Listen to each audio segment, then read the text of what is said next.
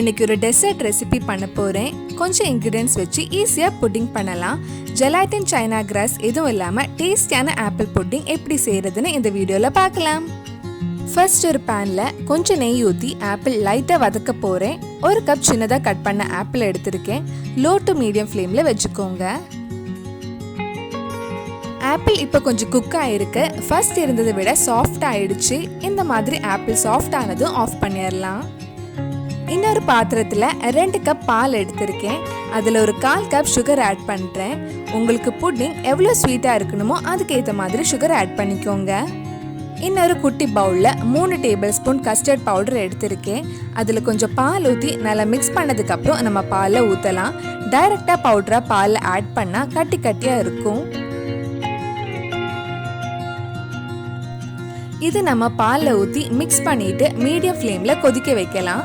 கிண்டி விட்டுட்டே இருக்கணும், இல்லைன்னா சீக்கிரம் கெட்டியாகி அடி பிடிச்சிரும்.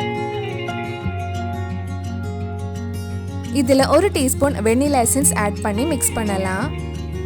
கஸ்டர்ட் பவுடர் எல்லா சூப்பர் மார்க்கெட்ஸ்லேயும் கிடைக்கும். நான் இது கடையில் வாங்கினது தான் யூஸ் பண்ணியிருக்கேன். வீட்லேயே ரொம்ப ஈஸியாக கஸ்டர்ட் பவுடர் செஞ்சு ஸ்டோர் பண்ணி வைக்கலாம். ஹோம்மேட் கஸ்டர்ட் பவுடர் எப்படி செய்கிறதுன்னு நான் இன்னொரு வீடியோவில் அப்லோட் பண்ணுறேன். இப்போ கொஞ்சம் கெட்டி ஆயிடுச்சு. இந்த மாதிரி நல்லா திக் ஆனதுக்கு அப்புறம் நம்ம வேக வச்ச ஆப்பிளை இது கூட சேர்த்து மிக்ஸ் பண்ணலாம்.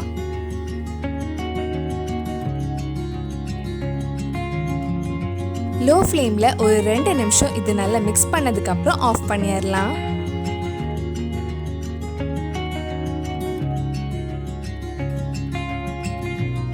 இது சூடா இருக்கும் போது இன்னொரு பவுலுக்கு மாத்தலாம். இது ஆறுனதுக்கு அப்புறம் செட் ஆயிடும். அதனால ஆஃப் பண்ண உடனே அழகான ரவுண்ட் பவுலுக்கு மாத்திருங்க.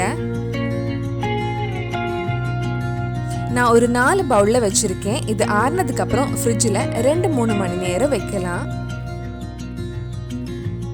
இது ஃப்ரிட்ஜில் இருந்து எடுத்ததுக்கு அப்புறம் இந்த மாதிரி பவுல்ல இருக்கிற புட்டிங்கை பிளேட்டுக்கு மாத்துறேன்.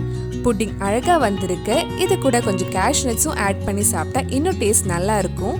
உங்களுக்கு இந்த மாதிரி பிளேட்லயும் சர்வ் பண்ணலாம், இல்லைன்னா இந்த மாதிரி ஐஸ்கிரீம் பவுல்லையும் சர்வ் பண்ணிக்கோங்க. இது சில்லுன்னு சாப்பிடும்போது டேஸ்ட் இன்னும் நல்லா இருக்கு. இந்த சிம்பிளான ஆப்பிள் புட்டிங்கை நீங்களும் உங்க வீட்டில் செஞ்சு பாருங்க.